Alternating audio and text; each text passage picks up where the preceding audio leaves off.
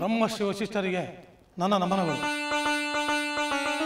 ನಾನೀಗ ನನ್ನ ಹೆಸರಿನ 2 ಅಕ್ಷರಗಳನ್ನು ತನ್ನದಾಗಿಸಿಕೊಂಡಿರುವ ರಾಮನೊಡನೆ ಮಾತನಾಡಲು ಬಂದಿದ್ದೇನೆ.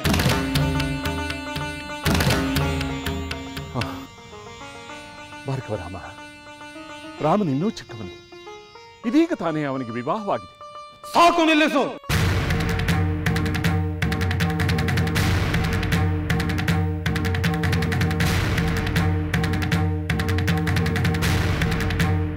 ನಾನೀಗ ರಾಮನೊಡನೆ ಮಾತನಾಡುತ್ತೇನೆ.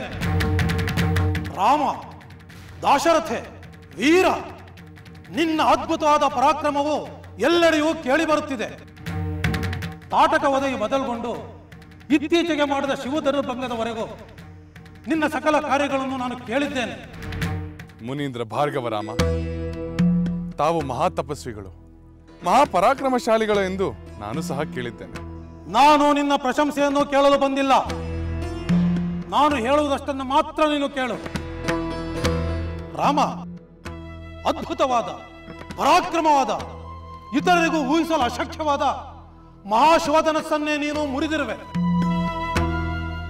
ಅದನ್ನು ಕೇಳಿ ಮತ್ತೊಂದು ಶುಭಕರ ಧನಸ್ಸನ್ನು ತೆಗೆದುಕೊಂಡು ನಿನ್ನ ಬಳಿಗೆ ಬಂದಿದ್ದೇನೆ.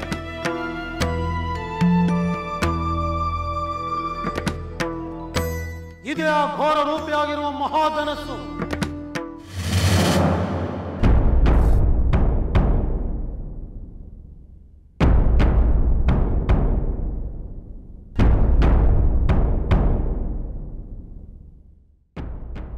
ಮಹಾಮಹಿಮನಾದ ಜಮದಗ್ನಿಯಿಂದ ಪ್ರಾಪ್ತವಾದುದು. ನೀನು ಈ ಮಹಾಧನಸ್ಸಿನ ಮೌರ್ಯವನ್ನು ಬಿಗಿದು ಬಾಣವನ್ನು ಸಂಯೋಜಿಸು. ಈ ಮೂಲಕವಾಗಿ ನಿನ್ನಲ್ಲಿರಬಹುದಾದ ಪರಾಕ್ರಮವನ್ನು ತೋರಿಸು.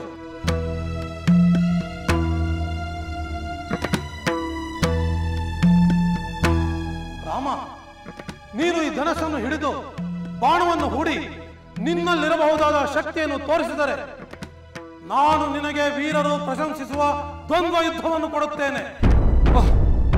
ಬೇಡಿ ಬೇಡಿ.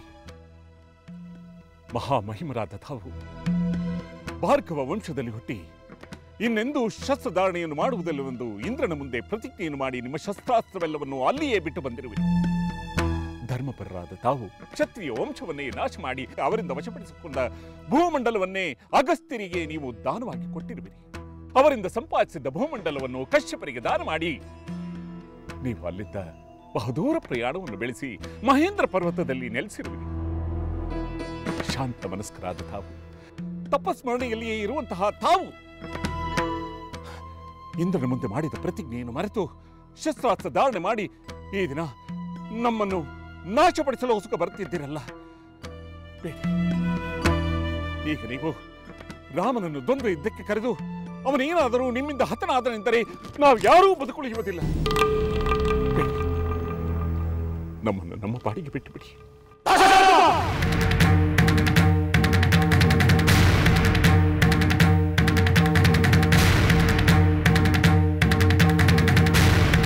ಈ ನಿನ್ನ ವ್ಯರ್ಥವಾದ ಮಾತುಗಳಿಂದ ಯಾವ ಪ್ರಯೋಜನವೂ ಇಲ್ಲ.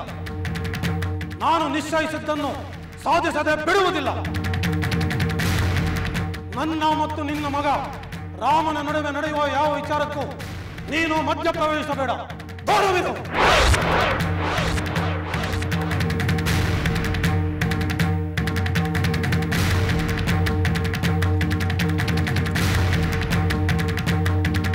ರಾಮ, ರಾಮ,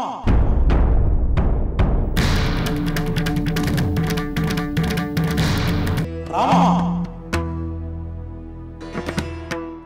ನೀನು ಮುರಿದ ಶಿವನ ಮಹಾಧನಸ್ಸು ಈಗ ನನ್ನ ಕೈಯಲ್ಲಿರುವ ಈ ಧನಸ್ಸು 2 ದೇವಲೋಕದಲ್ಲಿ ಪ್ರಾಪ್ತವಾದವುಗಳು, 3 ಲೋಕದಲ್ಲಿಯೂ ಜನರಿಂದ ಪೂಜಿಸಲ್ಪಡತಕ್ಕವುಗಳು. ತ್ರಿಪುರಾಸುರನನ್ನು ಸಂಹಾರ ಮಾಡಿದ ಶಿವನ ಆ ಮಹಾಧನಸ್ಸನ್ನೇ ನೀನು ಭಂಗ ಮಾಡಿರುವೆ.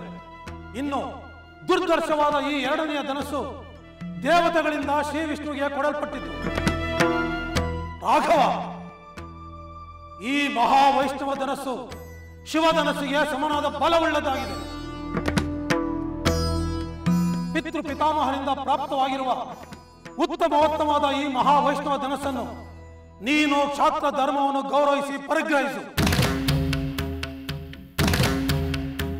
ಕಾಕುಸ್ಥ, ನೀನು ನಿಶ್ಚಯವಾಗಿಯೂ ಶಕ್ತನೇ ಆಗಿರುವುದಾದರೆ ಶತ್ರುಗಳ ಪಟ್ಟಣವನ್ನು ಜಯಿಸಲು ಸಮರ್ಥವಾದ ಬಾಣವನ್ನು ಹೂಡು. ಹಾಗೇನಾದರೂ ಶರಸಂಧಾನ ಮಾಡಿದ್ದೇ ಆದರೆ ಆ ನಂತರ ನಾನು ನಿನ್ನೊಡನೆ ದ್ವಂದ್ವ ಯುದ್ಧವನ್ನು ಮಾಡುತ್ತೇನೆ.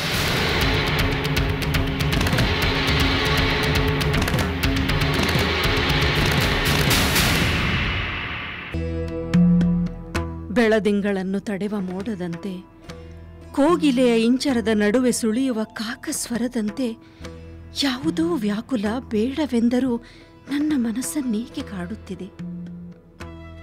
ಶುಭ ಸಾಗರವನ್ನು ಯಾವ ಅಶುಭದ ಹೊಳೆ ಸಮೀಪಿಸುತ್ತಿದೆ. ದೇವರ ಕೃಪೆಯೇ ಆ ಅಶುಭದ ನದಿ ಶುಭ ಸಾಗರವನ್ನು ಸೇರದಂತೆ ತಡೆಯಬೇಕು.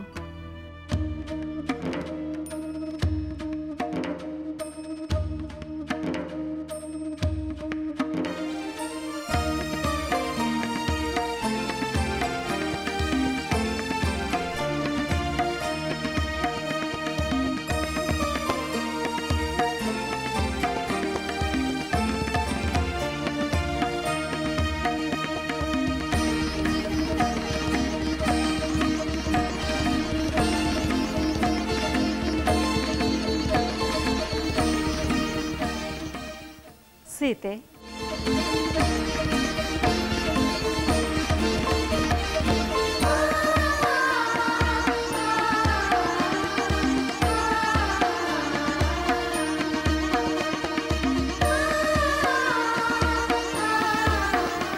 ಮಂಗಳವಾಗಲಿ.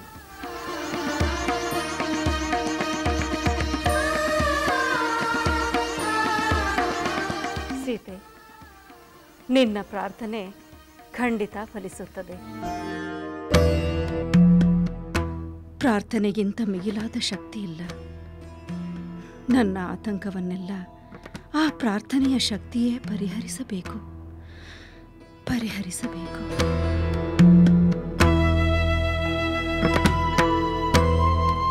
ಕಾಕುಸ್ಥ, ನೀನು ನಿಶ್ಚಯವಾಗಿಯೂ ಶಕ್ತನೇ ಆಗಿರುವುದಾದರೆ ಶತ್ರುಗಳ ಪಟ್ಟಣವನ್ನು ಜಯಿಸಲು ಸಮರ್ಥವಾದ ಬಾಣವನ್ನು ಹೂಡು. ಹಾಗೇನಾದರೂ ಶರಸಂಧಾನ ಮಾಡಿದ್ದೇ ಆದರೆ ಆ ನಂತರ ನಾನು ನಿನ್ನೊಡನೆ ದ್ವಂದ್ವ ಯುದ್ಧವನ್ನು ಮಾಡುತ್ತೇನೆ.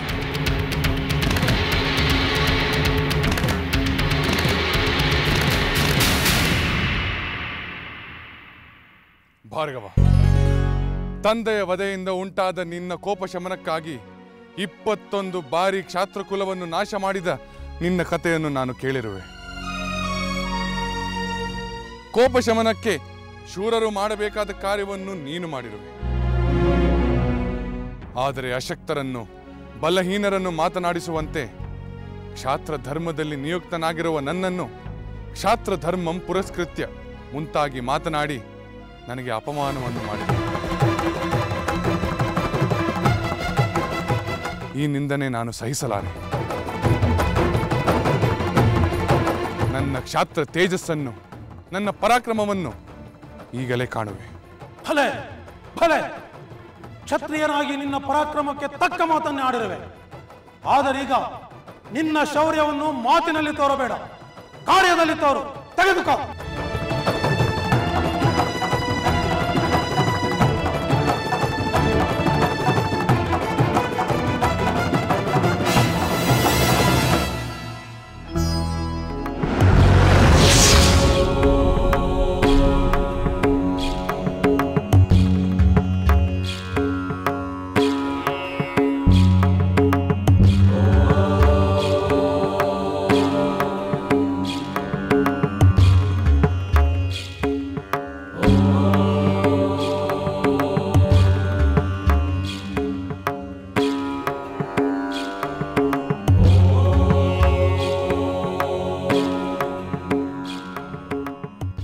ಭಾರ್ಗವ, ನೀನು ಹೇಳಿದಂತೆಯೇ ಈ ವೈಷ್ಣವ ಧನುಸ್ಸಿಗೆ ಬಾಣವನ್ನು ಹೂಡಿ ಇದನ್ನು ಪ್ರಯೋಗಿಸುವೆ. ಆದರೆ ಅದಕ್ಕಿಂತ ಮುಂಚಿತವಾಗಿ ನನ್ನ ಪ್ರಶ್ನೆಗೆ ನೀನು ಉತ್ತರಿಸಲೇಬೇಕು. ನೀನು ಒಬ್ಬ ಬ್ರಾಹ್ಮಣನಾಗಿರುವೆ. ಅಷ್ಟೇ ಅಲ್ಲದೆ ನಮ್ಮ ಗುರುಗಳಾದ ವಿಶ್ವಾಮಿತ್ರರ ಭಗಿನಿಯಾದ ಸತ್ಯವತಿಯ ಪೌತ್ರನಾಗಿರುವೆ. ಇವೆರಡು ಕಾರಣಗಳಿಂದಾಗಿ ನೀನು ನನಗೆ ಪೂಜ್ಯನಾಗಿರುವೆ. ಆದುದರಿಂದ ಪ್ರಾಣವನ್ನೇ ತೆಗೆಯುವ ಸಾಮರ್ಥ್ಯವುಳ್ಳ ಈ ಬಾಣವನ್ನು ನಿನ್ನ ಮೇಲೆ ಪ್ರಯೋಗಿಸಲು ನನಗೆ ಇಷ್ಟವಿಲ್ಲ. ಆದರೆ ಒಮ್ಮೆ ಬಿಲ್ಲಿಗೆ ಬಾಣವನ್ನು ಹೂಡಿದರೆ ಇದನ್ನು ಕೆಳಗೆ ಇಳಿಸುವುದು ಅಸಾಧ್ಯ. ನಿನ್ನ ತಪೋಬಲದಿಂದ ಸಾಧಿಸಿರುವ ಎಲ್ಲಿಯಾದರೂ ಕ್ಷಣ ಮಾತ್ರದಲ್ಲಿ ಹೋಗುವ ನಿನ್ನ ಶಕ್ತಿಯನ್ನು ನಾನು ನಾಶ ಮಾಡುತ್ತೇನೆ, ಅಥವಾ ಅಪ್ರತಿಮವಾದ ಲೋಕವನ್ನು ಪಡೆಯಲು ಸಾಧಕವಾದ ನಿನ್ನ ತಪಫಲವನ್ನು ನಾನು ವಿನಾಶಗೊಳಿಸುತ್ತೇನೆ. ಇವೆರಡರಲ್ಲಿ ಯಾವುದನ್ನು ಉಳಿಸಿಕೊಳ್ಳಬೇಕು ಎಂಬುದನ್ನು ನೀನು ನಿರ್ಧರಿಸಿ ನನಗೆ ಕೂಡಲೇ ತಿಳಿಸು. ಆದರೆ ದಿವ್ಯವಾದ ಶತ್ರುಗಳ ದರ್ಪ ಧ್ವಂಸಕವಾದ ವೈಷ್ಣವ ಧನುಸ್ಸಿನಿಂದ ತೆರಳುವ ಈ ಬಾಣವು ಗುರಿಯನ್ನು ಭೇದಿಸದೆ ಕೆಳಗೆ ವ್ಯರ್ಥವಾಗಿ ಬೀಳಲಾರದು. ರಾಮಚಂದ್ರ, ಮಹಾವೀರ, ನೀನು ಈ ವೈಷ್ಣವ ಧನಸ್ಸನ್ನು ಎದೆಯೇರಿಸಿ ನೀನೇ ವಿಷ್ಣು ಸ್ವರೂಪ ಎಂದು ತೋರಿಸಿದೆ.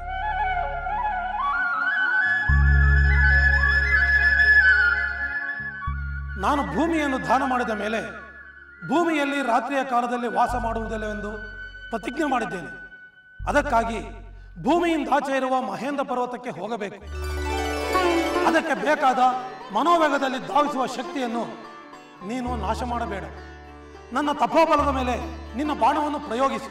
ಈ ವೈಷ್ಣವ ಧನಸ್ಸಿನಲ್ಲಿ ಬಾಣ ಪ್ರಯೋಗ ಮಾಡಿದ ನಿನ್ನನ್ನು ಜನ್ಮ ಮೃತ್ಯು ಜರಾರಹಿತನೆಂದು ಸುರೇಶ್ವರಾದ ಶ್ರೀ ವಿಷ್ಣು ಎಂದು ತಿಳಿಯುತ್ತೇನೆ. ಕೂಡಲೇ ನನ್ನ ಪುಣ್ಯ ರಾಶಿಯ ಮೇಲೆ ನಿನ್ನ ಬಾಣವನ್ನು ಪ್ರಯೋಗಿಸು. ಕ್ಷಣಾರ್ಧದಲ್ಲಿ ನಾನು ಭೂಮಿಯಿಂದ ಆಚೆ ಇರುವ ಮಹೇಂದ್ರ ಪರ್ವತಕ್ಕೆ ಹೋಗುತ್ತೇನೆ.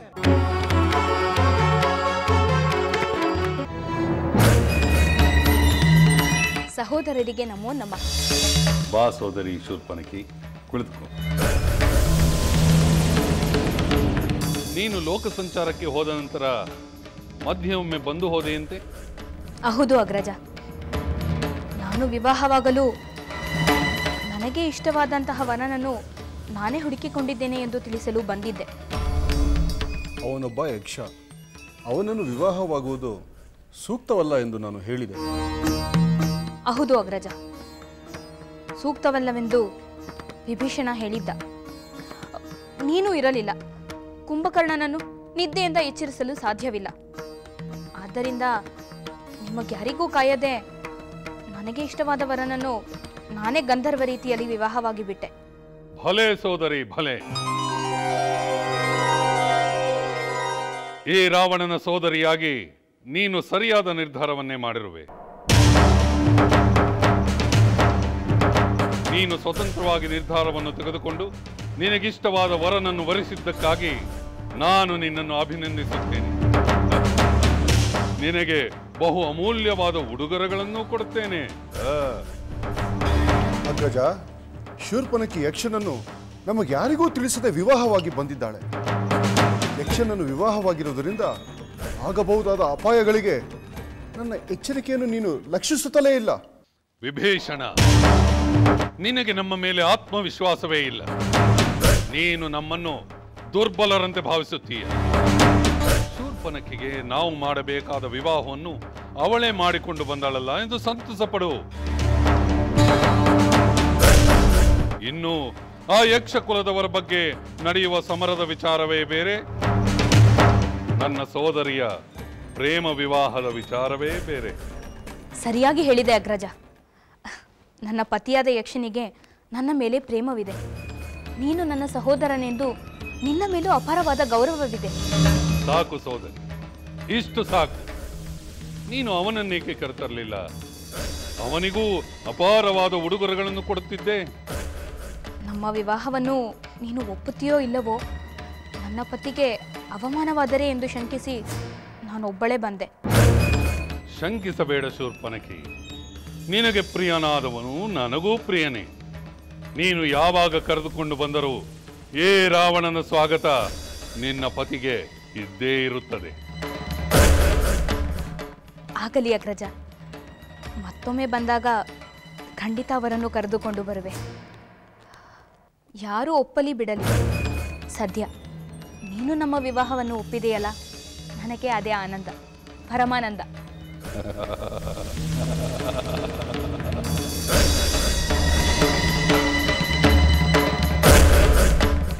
ಈ ವೈಷ್ಣವ ಧನಸ್ಸಿನಲ್ಲಿ ಬಾಣ ಪ್ರಯೋಗ ಮಾಡಿದ ನಿನ್ನನ್ನು ಜನ್ಮ ಮೃತ್ಯು ಜರಾರಹಿತನೆಂದು ಸುರೇಶ್ವರಾದ ಶ್ರೀ ವಿಷ್ಣು ಎಂದು ತಿಳಿಯುತ್ತೇನೆ.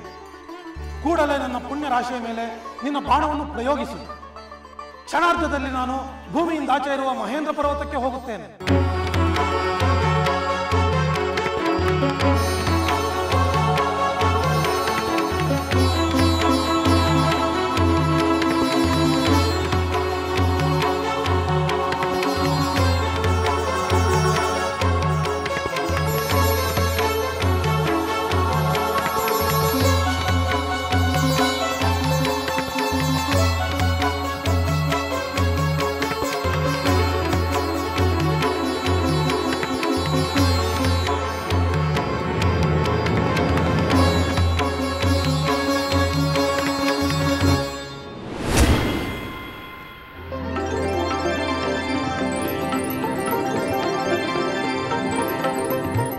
ದಾಶರಥಿ ಪುತ್ರ, ನೀನು ಅಜೇಯ.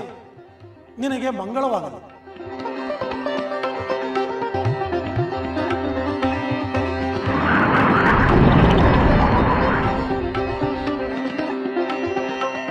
ದಶರಥ ಪುತ್ರ ರಾಮನಿಗೆ, ದಶರಥ ಪುತ್ರ ರಾಮನಿಗೆ, ದಶರಥ ಪುತ್ರ ರಾಮನಿಗೆ, ದಶರಥ ಪುತ್ರ ರಾಮನಿಗೆ, ದಶರಥ ಪುತ್ರ ರಾಮನಿಗೆ, ದಶರಥ ಪುತ್ರ ರಾಮನಿಗೆ.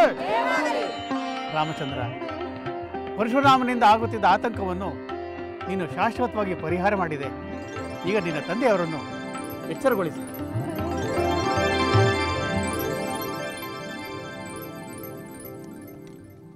ತಂದೆಯವರೇ, ತಂದೆಯವರೇ,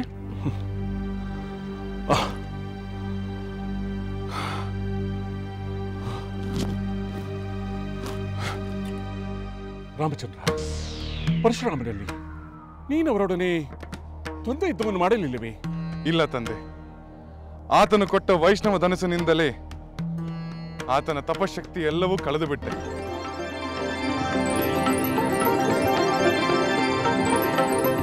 ನನಗೆ ಮಂಗಳವಾಗಲಿ ಎಂದು ಹೇಳಿ ಅವರು ಮಹೇಂದ್ರ ಪರ್ವತಕ್ಕೆ ತೆರಳಿದರು. ಈಗ ನಾವು ನಿಶ್ಚಿಂತೆಯಾಗಿ ಅಯೋಧ್ಯೆಗೆ ತೆರಳಬಹುದು.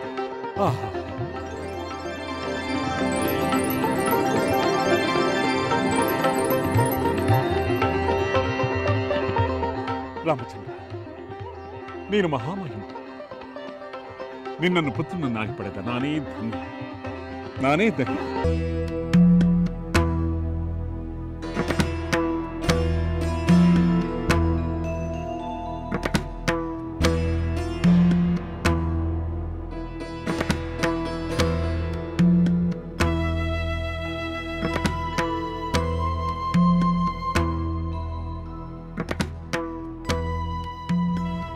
ನೀವೆಲ್ಲರೂ ಪತಿಯ ಗ್ರಹಕ್ಕೆ ಒಟ್ಟಿಗೆ ಹೊರಟು ನಿಂತಾಗ ಬಾನಿನಲ್ಲಿ ಚಂದಿರ ನಕ್ಷತ್ರಗಳಿಲ್ಲದೆ ಅದು ಹೇಗೆ ಶೂನ್ಯ ಎನಿಸುತ್ತದೆಯೋ ಹಾಗೆ ಈ ಅರಮನೆಯಲ್ಲಿಯೂ ಎಲ್ಲಿ ಶೂನ್ಯ ಆವರಿಸಿ ಬಿಡುತ್ತದೋ ಎಂದೆನಿಸುತ್ತಿದೆ.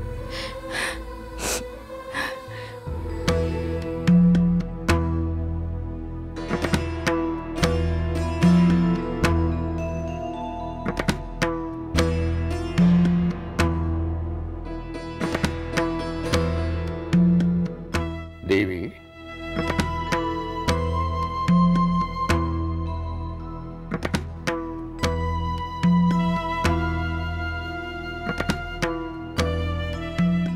ದೇವಿ,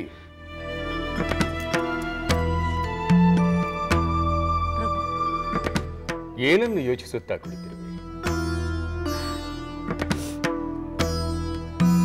ಪ್ರಭು, ನಿನ್ನೆಯ ತನಕ ನಮ್ಮ ಪುತ್ರಿಯರ ವಿವಾಹ ಸಂಭ್ರಮದಲ್ಲಿ ತೇಲಾಡುತ್ತಿದ್ದ ನಮಗೆ ಇಂದು ಈ ನಿಶ್ಶಬ್ದವನ್ನು ಸಹಿಸಲಾಗುತ್ತಿಲ್ಲ ಪ್ರಭು, ಸಹಿಸಲಾಗುತ್ತಿಲ್ಲ. ಸೀತೆ ಹಾಗೂ ಮಕ್ಕಳೆಲ್ಲರೂ ನಮ್ಮ ಜೊತೆ ಕಳೆದ ಕ್ಷಣಗಳೇ ಕಣ್ಣ ಮುಂದೆ ಸುಳಿದಂತಾಗುತ್ತಿವೆ ಪ್ರಭು, ಸುಳಿದಂತಾಗುತ್ತಿವೆ. ದೇವಿ, ಮಕ್ಕಳು ನಮ್ಮಿಂದ ದೂರವಾದರೆಲ್ಲ ಎಂದು ಯೋಚಿಸುವುದಕ್ಕಿಂತ ಅವರೆಲ್ಲರೂ ಸಕಲ ಸದ್ಗುಣ ಸಂಪನ್ನರಾದ ಪತಿಯರನ್ನು ಪಡೆದು ಒಂದು ಮಹಾವಂಶವನ್ನೇ ಬೆಳಗಲು ಹೊರಟರಲ್ಲ ಎಂದು ಆನಂದ ಪಡಬೇಕು ದೇವಿ, ಆನಂದ ಪಡಬೇಕು. ಇದೇನಿದು ಪ್ರಭು? ಆನಂದ ಪಡಬೇಕು ಎಂದು ನನಗೆ ಹೇಳಿದ ನಿಮ್ಮ ಕಣ್ಣುಗಳಲ್ಲೇ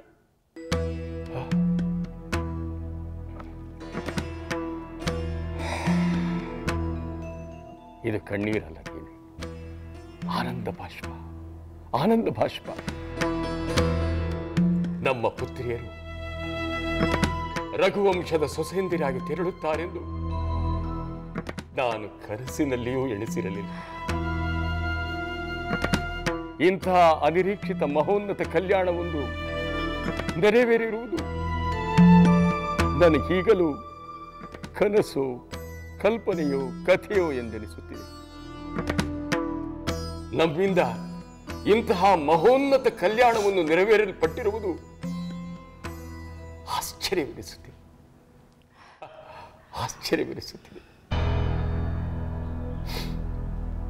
ಆದರೆ ಅದು ಒಂದು ಕ್ಷಣ ಮಾತ್ರ.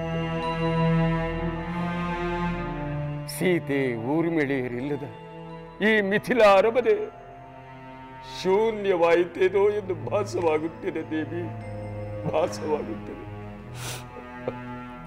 ಹೌದು ಪ್ರಭು,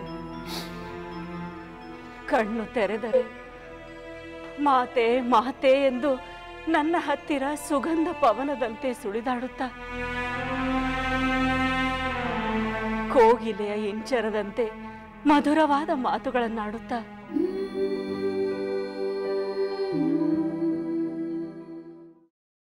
ಮಾತಾಶ್ರೀ.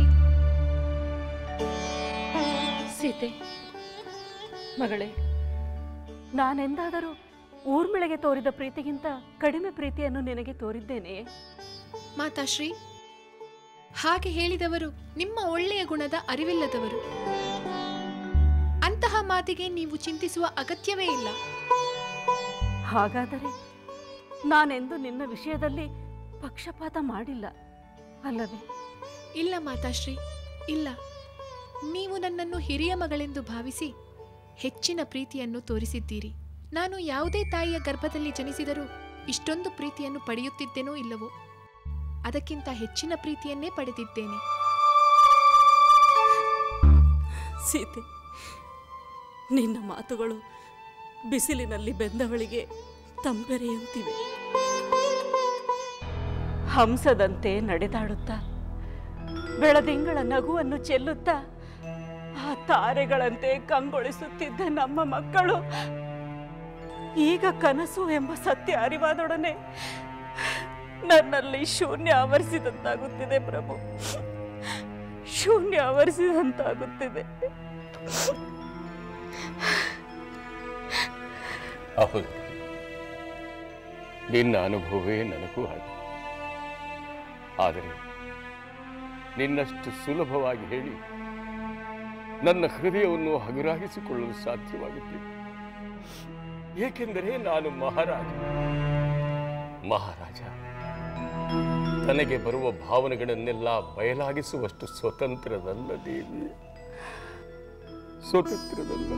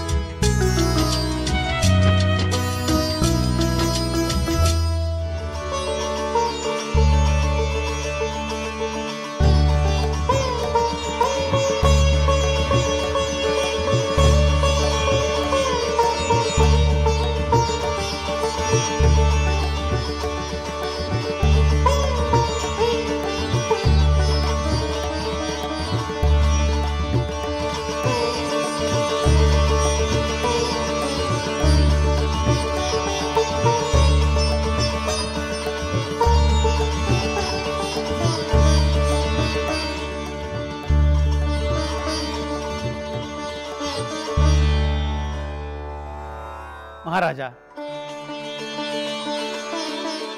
ನವ ದಂಪತಿಗಳೇ, ಒಂದು ಕುಲದ ಹಿರಿಮೆಯನ್ನು ಸಾರುವ ಒಂದು ಮಹಾನ್ ಮಂಗಳ ಕಾರ್ಯ ನಡೆದಾಗ ಅದನ್ನು ಆಶೀರ್ವದಿಸುವುದು, ಕುಲದೈವವನ್ನು ಪ್ರಾರ್ಥಿಸುವುದು ಕುಲದ ಸತ್ಪರಂಪರೆ. ಆದ್ದರಿಂದ ನೀವು ನಿಮ್ಮ ಕುಲದೈವವಾದ ಆದಿತ್ಯನನ್ನು ಪ್ರಾರ್ಥಿಸಿ.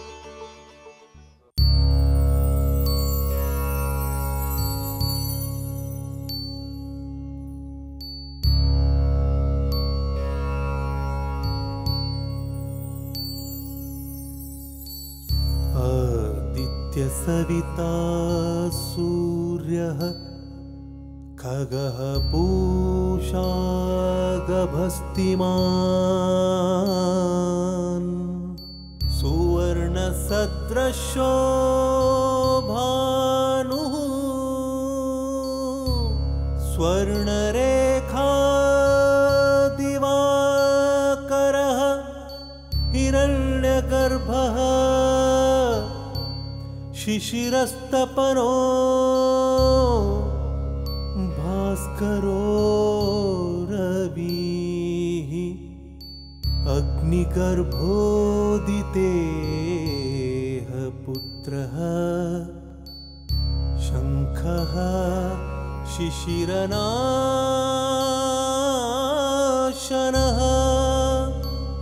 हरिदश्वः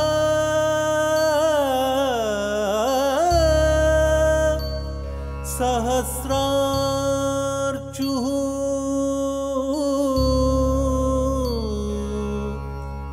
सप्त सप्तरीचिमान्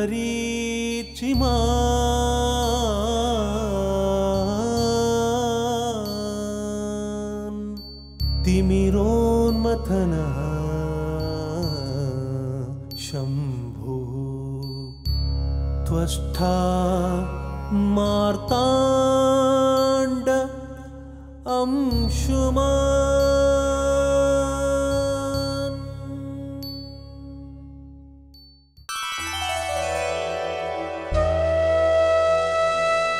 ಗುರುಭ್ಯೋ ನಮಃ.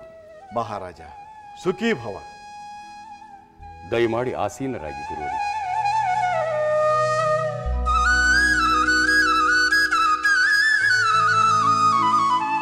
ಗುರುವರಿಯ, ಇಂದು ಕೆಲವು ಕಾಲ ತಮ್ಮ ಹಿತವಚನಗಳನ್ನು ಕೇಳುತ್ತಾ ನಮ್ಮ ಮನಸ್ಸನ್ನು ಹಗುರಾಗಿಸಿಕೊಳ್ಳಬೇಕೆಂದು ಆಲೋಚಿಸುತ್ತಿರುವಂತೆ ತಾವು ಆಗಮಿಸಿದ್ದು ಕತ್ತಲಲ್ಲಿ ಕಂಗೆಟ್ಟವನ ಎದುರು ನಂದಾದೀಪವನ್ನು ಹಿಡಿದು ಬಂದಂತಿದೆ.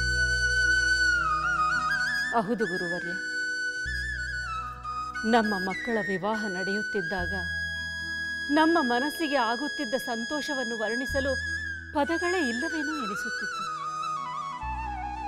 ಆದರೆ ಮಕ್ಕಳೆಲ್ಲ ಹೊರಟು ನಿಂತಾಗ ಒಂದೆಡೆ ಆನಂದ, ಇನ್ನೊಂದೆಡೆ ವಿಯೋಗದ ದುಃಖ.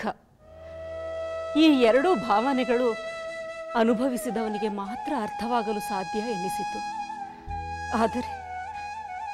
ಆದರೀಗ ಮಕ್ಕಳೆಲ್ಲರೂ ಹೋದ ಮೇಲೆ ಏನೋ ಒಂದು ರೀತಿಯ ಶೂನ್ಯ ಆವರಿಸಿದಂತಾಗಿ ಮನಸ್ಸಿಗೆ ಯಾವುದೂ ಬೇಡ ಎನಿಸುತ್ತಿದೆ. ಮಕ್ಕಳೊಡನೆ ಕಳೆದ ಕ್ಷಣಗಳೇ ನೆನಪಾಗಿ ಮನಸ್ಸನ್ನು ಕಾಡುತ್ತಿವೆ. ನೀವೇ ಹೇಳಿ ಗುರುಗಳೇ, ಇಂತಹ ಪರಿಸ್ಥಿತಿಯಲ್ಲಿ ಎಷ್ಟು ಕಾಲ ಇರಲು ಸಾಧ್ಯ? ಹಾಗೆ ಇರುವುದು ಎಷ್ಟರ ಮಟ್ಟಿಗೆ ಸರಿ? ರಾಜದಂಪತಿಗಳೇ, ವಿವಾಹದ ನಂತರ ಕನ್ಯಾಪಿತೃಗಳು ಇಂತಹ ಭಾವನೆಯನ್ನು ಅನುಭವಿಸುವುದು ಸಹಜ. ಆದರೆ ಈ ಭಾವನೆಗಳನ್ನು ಮೀರಿ ಸತ್ಯವನ್ನು ಯೋಚಿಸಿದಾಗ, ಕರ್ತವ್ಯವನ್ನು ಅವಲೋಕಿಸಿದಾಗ ನಿಮ್ಮ ಮನಸ್ಸಿಗೆ ನೀವೇ ಸಮಾಧಾನವನ್ನು ತಂದುಕೊಳ್ಳುವಿರಿ. ಕನ್ಯೆ ವಿವಾಹ ಮಾಡುವುದು, ಪತಿಗ್ರಹಕ್ಕೆ ಕಳುಹಿಸುವುದು ಕರ್ತವ್ಯ ಮತ್ತು ಧರ್ಮ. ಅದರ ಪರಿಪಾಲನೆ ನಿಮ್ಮಿಂದ ಆಗಿದೆ. ಹೆಣ್ಣು ಮಕ್ಕಳಿಗೆ ಸದ್ಗುಣವಂತನಾದ ಗಂಡನ್ನು ಹುಡುಕಿ ವಿವಾಹ ಮಾಡುವುದರ ಉದ್ದೇಶ ಮತ್ತೊಂದು ವಂಶವನ್ನು ಬೆಳೆಸುವುದೇ ಎನ್ನುವುದಲ್ಲವೇ? ಅಂತಹ ಪುಣ್ಯ ಕಾರ್ಯ ನಿಮ್ಮಿಂದ ಆಗಿದೆ. ನಿಮ್ಮ ಕರ್ತವ್ಯವನ್ನು ಅತ್ಯುತ್ತಮವಾಗಿ ನಿರ್ವಹಿಸಿದ ತೃಪ್ತಿ ಮತ್ತು ಹೆಮ್ಮೆಯನ್ನು ನೀವು ತಾಳಿದರೆ ನಿಮ್ಮನ್ನು ಆವರಿಸಿರುವ ಶೂನ್ಯ ಭಾವನೆ ಪರಿಹಾರವಾಗುತ್ತದೆ. ನಿಜ ಮುನೀಂದ್ರ, ನಿಜ. ತಾವು ಹೇಳಿದಂತೆ ಆನಂದ ಹಾಗೂ ತೃಪ್ತಿಯನ್ನು ಪಡೆದು ಮುಂದೆ ಪಡೆಯಬೇಕಾದ ಸದ್ಗತಿಯನ್ನು ಹೊಂದಲು ಸಾಧನೆಯ ಮಾರ್ಗವನ್ನು ಹುಡುಕಬೇಕು. ಗುರುವರ್ಯ, ಅಂತಹ ಸಾಧನೆಯ ದಾರಿಯನ್ನು ಗುರುಗಳಾದ ತಾವೇ ನಮಗೆ ತೋರಿಸಬೇಕು. ಅಗತ್ಯವಾಗಿ ಸೂಕ್ತ ಕಾಲ ಹಾಗೂ ಸಂದರ್ಭವನ್ನು ಅನುಸರಿಸಿ ಸಾಧನೆಯ ದೀಕ್ಷೆಯನ್ನು ನೀವು ಹೊಂದುವಿರಿ. ನಾನಿನ್ನು ಬರುತ್ತೇನೆ. ಸುಖೀ ಭವ, ಸುಖೀ ಭವ.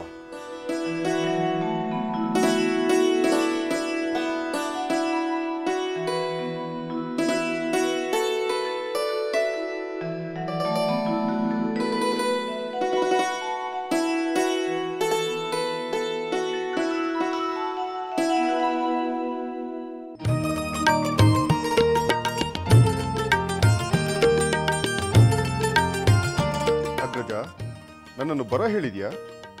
ಬಾ, ಕುಳಿತು. ಸಹೋದರ ವಿಭೀಷಣ, ನಿನಗೆ ಒಂದು ಶುಭ ಸಮಾಚಾರವನ್ನು ಹೇಳಲು ನಾನಿಲ್ಲಿಗೆ ಕರೆಸಿದೆ. ಈ ಲಂಕೆಯಲ್ಲಿ ಶುಭ ಸಮಾಚಾರವನ್ನು ಕೇಳಿ ಬಹಳ ದಿನಗಳೇ ಆಗಿ ಹೋದವು. ಆದ್ದರಿಂದ ಶುಭ ಸಮಾಚಾರವನ್ನು ಕೇಳಲು ಕಾತುರನಾಗಿದ್ದೇನೆ. ದಯಮಾಡಿ ತಿಳಿಸು. ಸೋದರಿ ಶೂರ್ಪನಖಿ, ಈ ವಿಚಾರವನ್ನು ನಾನೇ ತಿಳಿಸಲೋ ಅಥವಾ ನೀನೇ ತಿಳಿಸುತ್ತೀಯೋ? ಅದಕ್ಕೇನಂತೆ, ನಾನೇ ತಿಳಿಸುವೆ. ಸಹೋದರ ವಿಭೀಷಣ, ನೀವಿಬ್ಬರು ಸೋದರ ಮಾವನಾಗುತ್ತಿದ್ದೀರಾ. ಕೇಳಿದೆಯಾ ವಿಭೀಷಣ? ನಮ್ಮ ಸೋದರಿ ತಾಯಿಯಾಗುತ್ತಿದ್ದಾಳೆ. ಬಹಳ ಸಂತೋಷ, ಬಹಳ ಸಂತೋಷ. ಸೋದರಿ, ಉತ್ತಮ ಗುಣದ ಮಗುವನ್ನು ಹೆತ್ತು ಧನ್ಯಳಾಗು.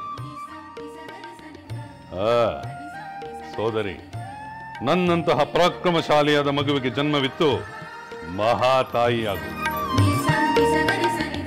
ಈ ಶುಭ ಸಂದೇಶದ ಸಂದರ್ಭದಲ್ಲಾದರೂ ನಿನ್ನ ಪತಿಯ ದರ್ಶನ ಆಗುತ್ತದೆ ಎಂದು ನಾನು ತಿಳಿದಿದ್ದೆ. ಆದರೆ ನಿನ್ನ ಪತಿಯು ಬಂದ ಹಾಗೆ ಕಾಣುತ್ತಿಲ್ಲ. ಹೌದು, ಅವರು ಬರಲಾಗಲಿಲ್ಲ. ಈ ಸಂತೋಷದ ವಿಷಯ ತಿಳಿದ ಕೂಡಲೇ ಅವರು ಸಂಭ್ರಮದ ತಯಾರಿಯಲ್ಲಿದ್ದಾರೆ. ನನಗೆ ನಿಮ್ಮಿಬ್ಬರಿಗೂ ಕೂಡಲೇ ಈ ವಿಷಯವನ್ನ ತಿಳಿಸಬೇಕು ಎನ್ನಿಸಿತು. ನಾನು ಬಂದು ಬಿಟ್ಟೆ. ಸೋದರಿ, ನಿನಗೆ ಮಗುವಾದ ಮೇಲೆ ನಿನ್ನ ಪತಿಯು ಇಲ್ಲಿಗೆ ಬಂದೇ ಬರುತ್ತಾನೆ. ಆಗ ಅವರಿಗೆ ಉಪಚಾರ ಉಡುಗೊರೆಗಳನ್ನು ನೀಡಿದರಾಯಿತು. ಈಗ ನೀನು ನಿಶ್ಚಿಂತೆಯಿಂದ ನಿನ್ನ ಮಗುವಿಗೆ ಈ ಲಂಕೆಯಲ್ಲೇ ಜನ್ಮ ನೀಡು. ಮೊದಲ ಮಗು ತವರಿನಲ್ಲಿಯೇ ಜನಿಸಲಿ. ಆಗಲಿ, ಹಾಗೆ ಆಗಲಿ. ನಾನು ಯೋಚಿಸಿ ನಿರ್ಧರಿಸುತ್ತೇನೆ. ನಾನು ಇಲ್ಲೇ ಇದ್ದರೆ ನನ್ನ ಮಗುವಿಗೆ ನಿಮ್ಮಂತ ಸಹೋದರರ ಗುಣಗಳು ಬಂದು ಆತನು ಜಗದ್ವಿಖ್ಯಾತಿ ಆಗುತ್ತಾನೆ ಎನಿಸುತ್ತಿದೆ. ಹಾಗೆ ಜಗದ್ವಿಖ್ಯಾತನಾಗಬೇಕಾದರೆ ಅವನಿಗೆ ನನ್ನ ಗುಣಗಳು ಬರಬೇಕು. ಈ ವಿಭೀಷಣನ ಗುಣವೇನಾದರೂ ಬಂದರೆ ಬರೀ ಒಣ ಮಾತಿನಿಂದ ಬುದ್ಧಿ ಹೇಳುತ್ತಾ ಜನರಿಗೆ ಬೇಸರ ತರಿಸುವ ಮಗುವಾಗಿ ಬಿಡುತ್ತಾನೆ. ಇನ್ನು ಆ ಕುಂಭಕರ್ಣನ ಗುಣ ಬಂದರೆ ಸದಾ ನಿದ್ದೆ ಮಾಡುವ ಮಗುವಾಗಿ ಬಿಡುತ್ತಾನೆ. ಈ ಬುದ್ಧಿ ನಿದ್ದೆಗಳ ಹಂಗಿಲ್ಲದೆ ಪ್ರಚಂಡ ಪೌರುಷದಿಂದ ಪರಮ ಸುಖವನ್ನು ಅನುಭವಿಸುತ್ತಿರುವವನು ಈ ರಾವಣನೊಬ್ಬನೇ. ಹೌದು, ನಿನ್ನ ಮಾತು ನಿಜ. ನನ್ನ ಮಗನಿಗೆ ನಿನ್ನ ಗುಣಗಳೇ ಬರಲಿ.